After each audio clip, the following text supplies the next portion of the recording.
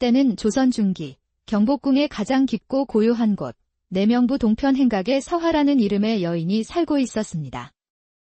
서화는 정식 궁녀가 아닌 굳은 일을 도맡아 하며 궁녀들을 돕는 무술이 신분이었습니다.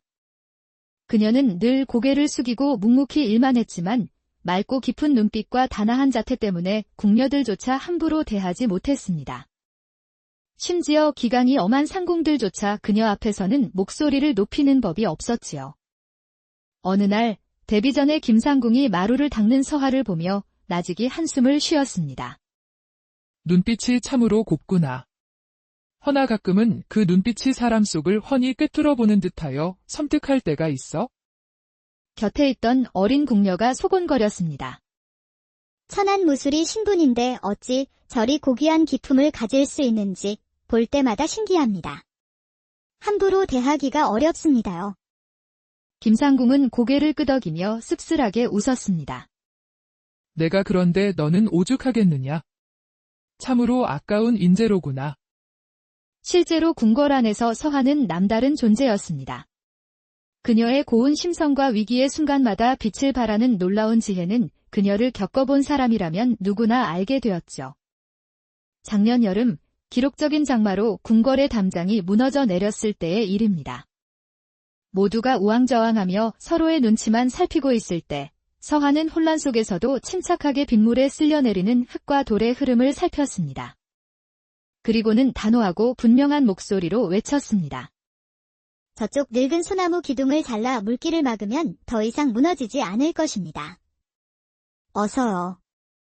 정말 그녀의 말대로 하자 거짓말처럼 쏟아져 내리던 담장이 멈추었고 더 큰 피해를 막을 수 있었습니다. 그 일 이후로 사람들은 그녀를 궁궐의 해결사라 부르며 더욱 아끼고 의지하게 되었습니다. 어느덧 시간이 흘러 다음 날 밤, 서화는 다른 궁녀들의 하소연을 들어주다 보니 처소로 돌아가는 길이 늦어졌습니다. 시원한 밤 공기가 뺨을 스치자 상쾌함의 발걸음이 절로 가벼워졌습니다. 하늘에는 휘영청 밝은 보름달이 떠 그녀의 앞길을 은빛으로 물들이고 있었지요. 그러나 길모퉁이를 돌아서는 순간 휙 하는 소리와 함께 도포자락이 바람을 갈랐습니다. 그녀보다 머리 하나는 좋기 더 큰 사내가 불쑥 나타난 것이었습니다. 서화는 너무 놀란 나머지 비명도 지르지 못하고 그대로 주저앉아 엉덩방아를 찍고 말았습니다. 그런데 그 사내는 서화보다 더 놀란 듯 두 눈을 휘둥그렇게 뜨고는 한 발 두 발 뒤로 물러섰습니다. 뒷걸음질 치다 기둥 모서리에 부딪혔는지 읍 하는 신음을 삼키고는 발 뒤꿈치가 돌에 걸려 허공에서 허우적거리다 겨우 균형을 잡았습니다. 그 모습이 어찌나 우스꽝스럽던지 서화는 놀란 가슴을 쓸어내리면서도 피식 웃음을 터뜨리고 말았습니다. 이상하게도 어둠 속에서 나타난 그 사내가 전혀 무섭게 느껴지지 않았습니다. 제가 밤 귀신으로라도 보이셨나 봅니다. 그리 놀라시는 것을 보니 서화가 입꼬리를 올리며 묻자 사내는 고개를 저으며 도포깃을 여몄습니다. 아니다. 그저 달빛 아래서 이리 고운 여인을 뜻밖에 만나 잠시 놀란 것뿐이다. 그 말에 서화는 눈을 살짝 찡긋하며 장난스럽게 받아쳤습니다. 농이 지나치셨다면 송구합니다. 나으리. 이 밤중에 퇴청이 늦으셨습니다. 서책을 읽다 보니 시간이 이리 늦은 줄 몰랐다. 살랑이는 밤바람이 두 사람 사이를 스치고 보름달빛이 그들의 그림자를 길게 늘어뜨렸습니다. 서화는 달빛에 비친 사내의 얼굴이 잘 보이지 않았지만 그의 내면에서 풍겨나오는 고귀한 기운을 느낄 수 있었습니다. 사내 역시 서화를 바라보며 생각에 잠겼습니다. 궁녀가 아니라면 필시 허드레시를 하는 무술이일 터인데 어찌 이 여인에게서는 이토록 단아하고 기품이 넘치는 분위기가 풍기는 것일까? 바로 그 순간 서화의 눈에 사내의 손목에서 번쩍이는 옥팔찌가 들어왔습니다. 어두워서 잘 보이지 않을 법도 한데 달빛이 마치 그 옥팔찌만을 비추는 듯 영롱하게 반짝였습니다. 그 문양은 궁궐 안에서도 오직 왕족, 그 중에서도 세자만이 지닐 수 있는 봉황 문양이었습니다. 서화의 심장이 쿵 하고 바닥으로 내려앉았습니다. 이분이 세자 저하시구나.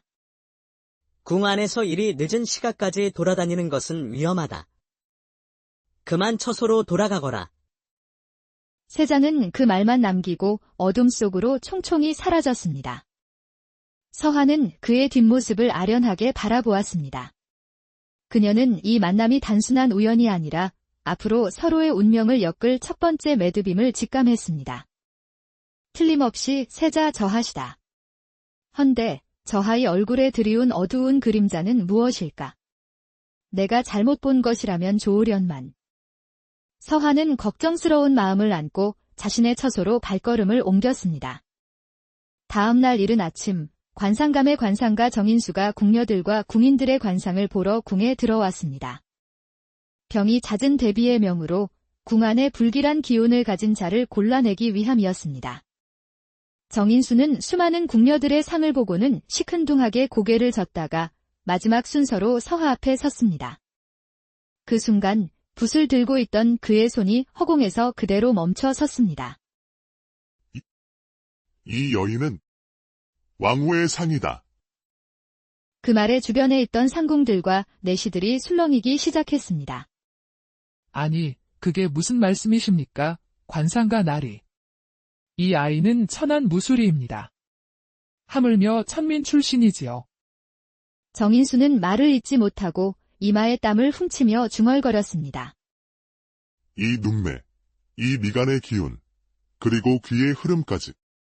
틀림없는 지극히 귀한 왕후의 상입니다. 이 소문은 삽시간에 퍼져 대비의 귀에까지 들어갔고 그날 밤 서한은 내금위에게 끌려가 밀실에서 취조를 받게 되었습니다. 내년의 정체가 무엇이냐? 어찌 천안 무수리가 왕후의 관상을 지녔다는 말이냐? 서한은 조금도 떨지 않고 차분하게 말했습니다. 아무리 왕후의 상을 가졌다 한들 제 신분이 천하다면 그저 의미 없는 관상일 뿐이옵니다. 데비마마. 옆에 있던 내관이 아뢰었습니다. 데비마마, 이 아이의 말이 맞사옵니다. 이 아이의 부모와 친척들을 모두 알아보았으나 대대로 천한 신부님이 틀림없었습니다. 그래. 허나, 이 아이가 궁궐 안에 계속 있는다면 내 심기가 불편하여 병이 더 깊어지겠구나. 전현을 당장 궁 밖으로 내치거라. 데비마마. 부디 하룻밤만, 내일까지만이라도 이곳에서 머물 수 있도록 허락해 주시옵소서. 제가 반드시 마무리해야 할 일이 있사옵니다. 시끄럽다. 불길한 아이야. 당장 치워라. 대비는 김상궁에게 눈짓을 하고는 자리를 떠났습니다. 김상궁은 조용히 서하를 데리고 궁궐 문 쪽으로 걸음을 옮겼습니다. 상궁마마님, 제발 내일 아침까지만 시간을 주십시오. 한 사람의 목숨이 달린 일이옵니다. 부디 모른 척 눈 감아 주실 수 없겠습니까? 김상궁은 그녀의 애절한 부탁에 잠시 걸음을 멈추고 깊은 한숨을 내쉬었습니다. 좋다. 넌 오늘 밤 궁궐 안에 없는 사람이다. 그러니 날이 밝기 전에 모든 일을 마무리하거라. 상궁마마님, 이 은혜는 평생 잊지 않겠사옵니다. 그리하여 서한은 어제 달빛 아래 마주쳤던 세자를 찾기 위해 발걸음을 재촉했습니다. 어젯밤 그의 얼굴에서 보았던 짙은 죽음의 그림자. 오늘 밤 그에게 큰 위기가 닥칠 것이라는 징조가 분명했습니다. 서고 근처에서 홀로 책을 읽고 있던 세자 앞에 서하가 숨을 헐떡이며 나타났습니다. 너는 어젯밤 길에서 보았던 그 처자가 아니더냐? 어찌 이곳을... 서하는 세자의 얼굴에 여전히 드리워져 있는 어두운 기운을 보고는 자신의 예감이 틀리지 않았음을 깨달았습니다. 저하, 시간이 없습니다. 오늘 밤 저하께 큰 화가 닥칠 것입니다. 세자는 의아한 눈빛을 거두지 못했지만 서하의 눈에 서린 절박함에 있던 책을 조용히 덮었습니다. 바로 그때 서고 창문 밖에서 미세한 인기척이 들려왔습니다. 서하는 재빨리 병풍 뒤로 세자를 끌어당겼습니다. 순간 창문 틈으로 칼날의 빛이 짧게 번쩍였습니다. 이것이 네가 말한 위기란 말이냐? 예, 저하. 하지만 아직 끝이 아닙니다. 저들이 실패했다면 분명 다른 수를 쓸 것입니다. 병풍 하나를 사이에 두고 두 사람의 조심스러운 숨소리만이 이어졌습니다. 잠시 후 넷이 하나가 고개를 숙인 채 서고 안으로 들어섰습니다. 세자가 이곳에 있다 들었는데 오늘 밤을 또 넘기게 둘 수는 없지? 그 말과 함께 내시는 천천히 허리를 펴고 소매에서 시퍼렇게 빛나는 단도를 꺼내 들었습니다. 병풍 뒤에 몸을 숨긴 세자는 병풍에 뚫린 아주 작은 구멍을 통해 그 모습을 지켜보고 있었습니다. 그때 내시의 입가에 깊게 찢어진 흉터가 눈에 들어왔습니다. 내시는 잠시 주위를 두리번거리다 아무도 없자 표정을 감춘 채 발길을 돌렸습니다. 그가 서고 문을 나서자 세자는 비로소 길게 안도의 숨을 내쉬었습니다. 그제야 세자는 자신의 품 안에 기대어 있는 서화를 내려다보았습니다. 그녀는 숨을 죽인 채 조금의 흐트러짐도 없이 바깥의 기척에 집중하고 있었습니다. 그 모습은 마치 세자를 지켜주는 유일한 방패와도 같았습니다. 세자는 그런 서화에게 심장이 세차게 뛰기 시작했습니다. 넌 겁나지 않는 것이냐? 세자의 낮은 목소리에 서화가 고개를 살짝 들어 올렸습니다. 세자 저하께서 무사하시다면 저는 그것으로 충분합니다. 그 한마디가 세자의 가슴 깊숙이 큰 파문처럼 번져갔습니다. 너를 이대로 보낼 수는 없겠구나. 세자는 서화에게 자신이 암행을 나갈 때 입는 사내의 한복을 내어주었습니다. 자, 이 옷으로 갈아입고 내 침소로 가자꾸나. 오늘 밤은 너의 도움이 필요하다. 서화는 세자가 건넨 한복을 두 손으로 받았습니다. 손끝에 닿는 부드러운 비단결에 그녀의 심장이 조용히 떨렸습니다. 두 사람은 깊은 밤 달빛을 등지고 서고의 뒷문으로 빠져나왔습니다.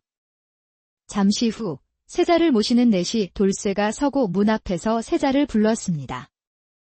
저하, 밤이 늦었사옵니다. 어서 침소로 드시지요. 아무런 대답이 없자 돌쇠는 한숨을 쉬며 서고 문을 열었습니다. 뭐요? 또 없어지셨네. 저하, 대체 어디로 가신 겁니까? 어제도 몰래 나가시더니. 돌쇠는 사방으로 세자를 찾아다녔지만 보이지 않자 설마 하는 마음으로 동궁전으로 향했습니다. 그리고 기대 없이 세자의 침소 문을 열었습니다. 아니, 저하. 어찌하여 여기에 계시옵니까? 돌쇠야. 내 침소에 내가 있는 것이 그리 이상한 일이더냐. 아니, 서고에서 언제 동궁전으로 오셨습니까?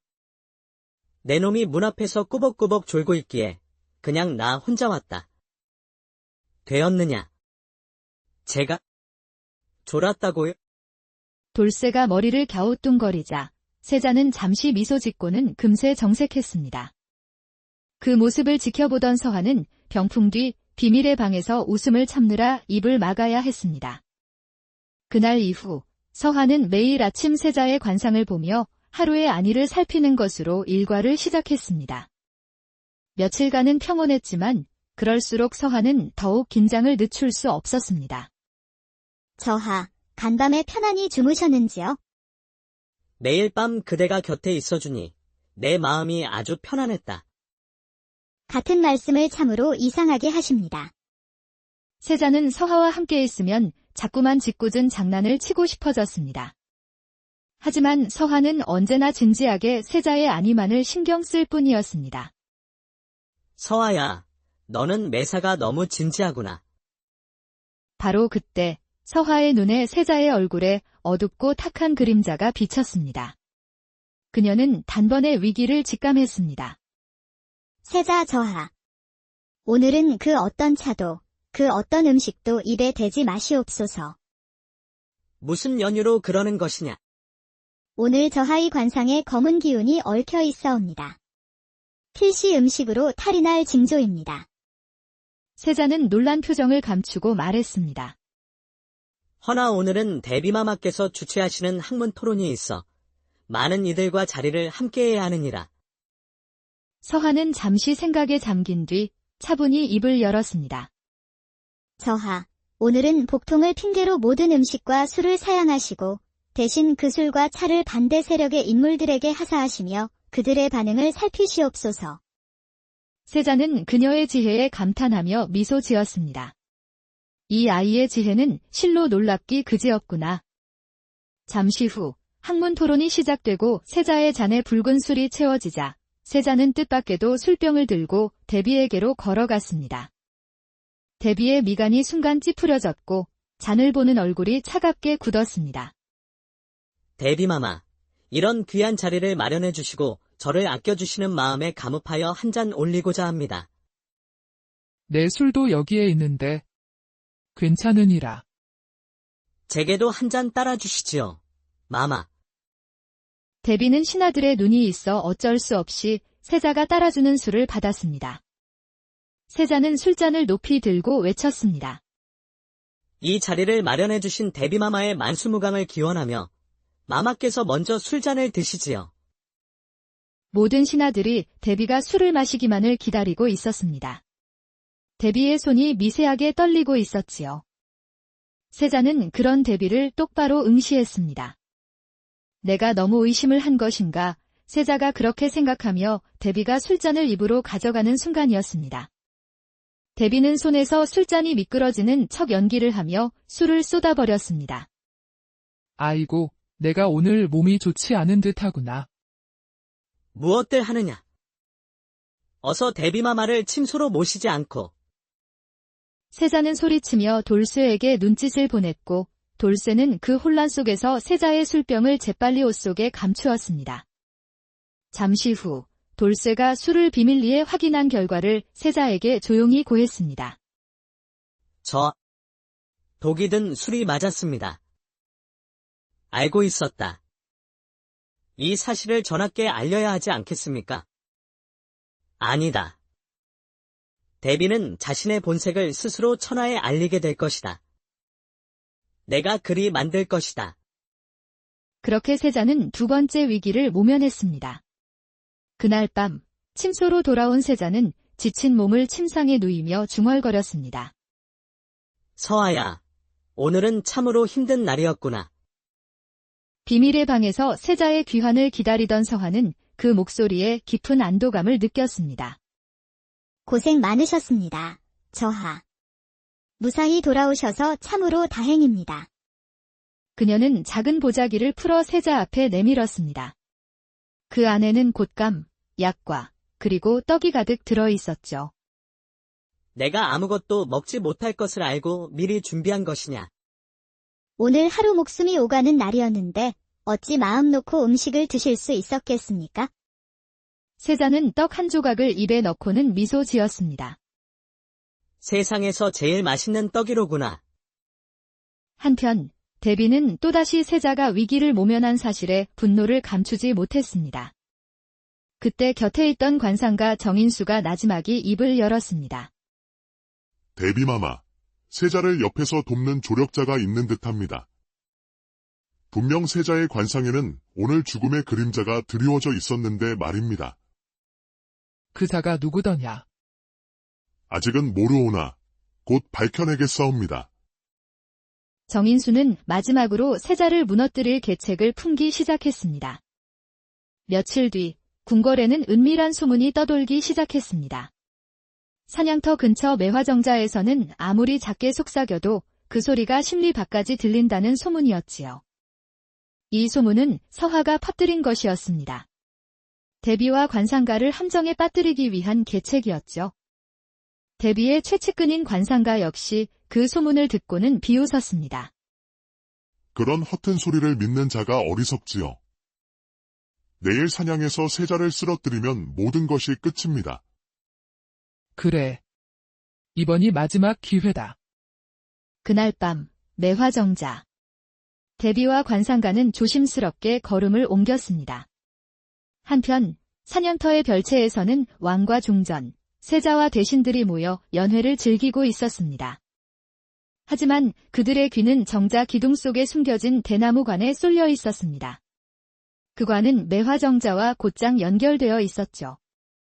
그때 데비의 또렷한 목소리가 대나무관을 통해 방 안에 울려 퍼졌습니다. 사냥이 시작되면 세자가 타는 말의 안장 아래 독침을 숨겨라.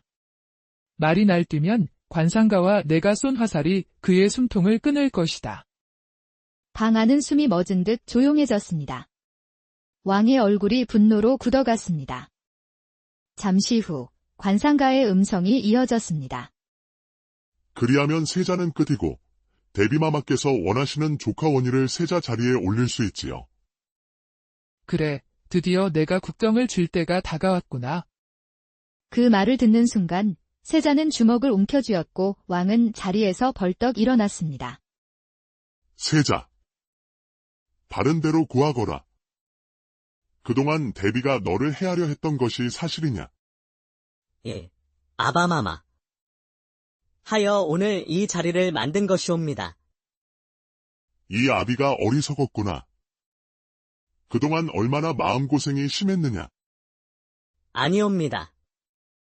저를 돕는 지혜로운 아이가 있어 오늘 이 자리에서 대비의 실체를 알릴 수 있었사옵니다. 당장 저 대비를 폐위하여 섬으로 유배를 보내야 직성이 풀리겠구나. 여봐라. 왕은 문을 박차고 매화정자로 향했습니다. 여유롭게 대화를 나누던 대비와 관상가는 왕의 위협적인 모습을 보고 얼굴이 하얗게 질렸습니다. 내 이놈들. 짐의 아들을 해하려 한 죄, 하늘이 두렵지 않더냐? 전하. 그건 그저 우스갯소리일 뿐. 그 헛소리를 모두 들었다. 변명은 무의미하다. 저 역모를 꾀한 자들을 당장 포박하라. 그들은 끝내 서화가 퍼뜨린 소문이 함정이었다는 것을 깨닫지 못한 채 끌려갔습니다. 그날 밤 비밀의 방으로 돌아온 세자는 미소를 지으며 조용히 말했습니다. 서아야, 너의 슬기로운 지혜가 아니었다면 오늘 내 목숨은 없었을 것이다. 저하를 지키는 것은 제 운명입니다. 서화는 세자의 얼굴에서 모든 위기가 사라지고 평안한 기운이 감도는 것을 보았습니다. 이제 저하의 관상에 더는 위기가 보이지 않습니다. 저는 이제 궁을 나가도 될 것 같습니다. 세자는 그녀가 떠난다는 말에 마음이 허전했지만 그녀를 잡을 명분이 없다는 것을 누구보다 잘 알고 있었습니다. 그리하여 서화는 조용히 궁을 떠났습니다. 한 해가 지난 어느 날 전국에 금홀령이 내려지고 세자빈을 찾기 위한 간택이 시작되었습니다. 그러나 세자의 마음은 여전히 서화에게서 벗어나지 못하고 있었습니다. 세자빈을 드린다 한들 그 사람이 서화가 아니라면 나에게는 아무 의미가 없다. 세자빈 간택날, 세자는 무심코 궁에 들어오는 교수들을 바라보다가 숨을 멈췄습니다. 노란 저고리에 붉은 치마를 입은 한 여인, 서화와 너무나도 닮은 모습이었습니다. 서화가 여기에 있을 리가 없다. 내가 미쳐가는 것인가? 하지만 작은 희망을 버릴 수 없었습니다. 돌쇠야, 들어온 교수 중에 서아라는 이름이 있는지 확인해 보아라. 잠시 후 돌쇠가 돌아와 말했습니다. 저아, 서아라는 이름은 없었습니다. 세자는 체념한 얼굴로 서책을 펼쳤습니다. 시간이 흘러 마침내 상간택 날이 되었습니다. 최종 후보로 뽑힌 3명의 교수가 중전과 세자 앞에 나란히 앉았습니다. 세자는 무심코 고개를 들었다가 자신의 눈을 의심했습니다. 그 속에 서화가 앉아있는 것이 아니겠어요? 세자의 심장이 미친 듯이 요동쳤습니다. 서화야, 정말 너란 말이더냐? 내가 꿈을 꾸고 있는 것인가? 중전의 질문이 끝나고 세자의 질문 차례가 되었습니다. 세자는 천천히 입을 열었습니다. 내가 1년 전 몹시 배가 고팠을 때 먹었던 3가지 음식이 있다. 그것들은 내가 무척 좋아하는 것들이지. 그것이 무엇인지 말해보시오. 다른 교수들은 어리둥절한 표정을 지었지만 서화는 옅은 미소와 함께 답했습니다. 세자 저하께서 좋아하시는 음식은 곶감, 약과, 그리고 떡이옵니다. 세자의 입가에는 숨길 수 없는 미소가 번졌습니다. 그렇게 하여 서화가 세자빈으로 최종 간택되었습니다. 모든 진실이 밝혀졌습니다. 그녀의 본명은 박서화. 과거 대비의 모함으로 억울하게 유배를 떠난 박대감의 여식이었습니다.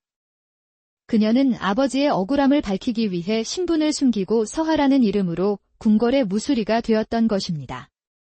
마침내 세자와 세자빈 박서화는 혼례를 올렸습니다. 궁궐은 화사한 꽃과 축복으로 물들었고 세자의 시선은 단 한순간도 그녀에게서 떠나지 않았습니다.